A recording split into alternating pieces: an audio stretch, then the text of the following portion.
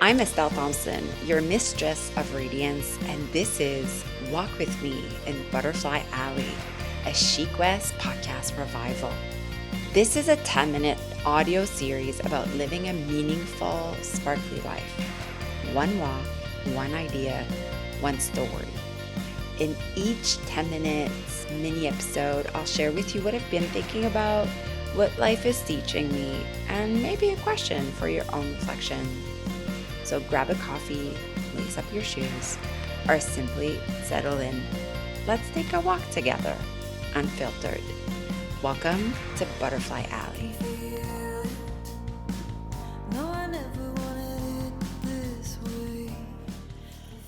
I think my Gemini rising made me revive a Chic West, a podcast again because, well, my son is Libra.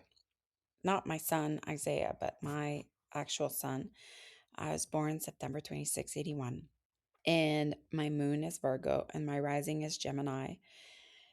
And I love astrology. I love human design. I know more about astrology than I do human design.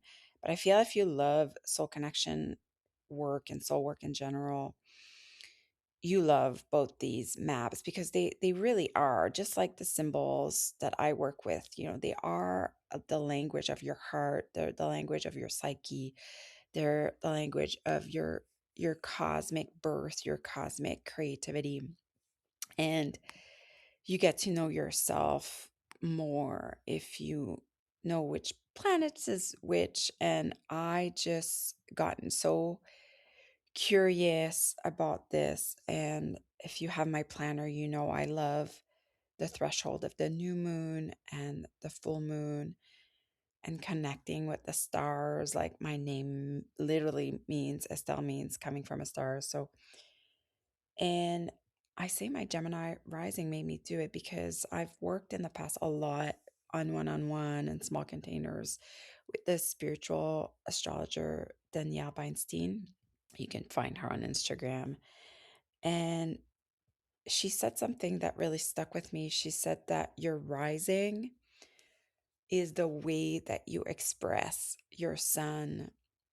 And when she said that, something really clicked, something I hadn't really processed before. I was always told that I was like a Libra. Like I have 5 planets in Libra. And that was literally the way I integrated and processed the world. And Libras, their ruling planet is Venus. They're very Venusian and everything is beauty and magnetism. They're also peacemakers and it's a relational sign. They want to help others. The shadow of that is really like people pleasing. So I've connected with that a lot in my life, right? Like the artists and but it was, Danielle always told me it was a really amateur way to look at my chart where it's so much more nuanced, so much more complex, so much more personal. And she really made me understand. I mean, the more I got curious about astrology, the more I saw its parallel with symbol work. It too, or word of the year, even where two people could have the same word of the year and they don't connect with it the same way. It's not expressed the same way.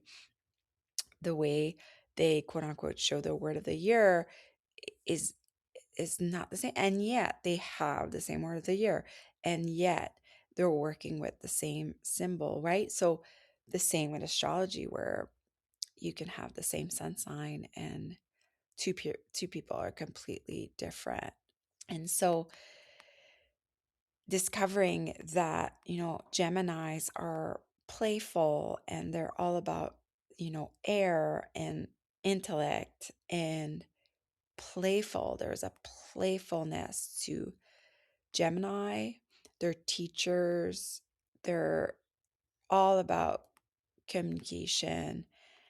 And so they love chatting, right? And we were laughing this morning, texting with my best friend, and for a while now, we've known like both our rising are Gemini, and that's literally where we meet each other. It's like we have long walks at the beach, and we're just so intense in our like conversation bubble that seems really intense at time, but we always leave feeling like lighter and more expanded and more playful. And if I think of myself like in my teacher's role, that's really been Gemini rising, right? Expressing my Libra, expressing all the ways that I feel beautiful in this life, that I create beauty in this life, and communicating this to my students. And that's what I've done through merging art and yoga and art and symbols and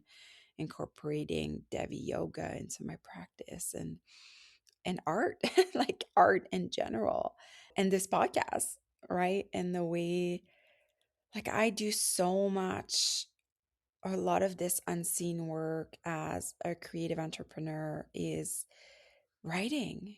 Like a lot of my days are spent writing.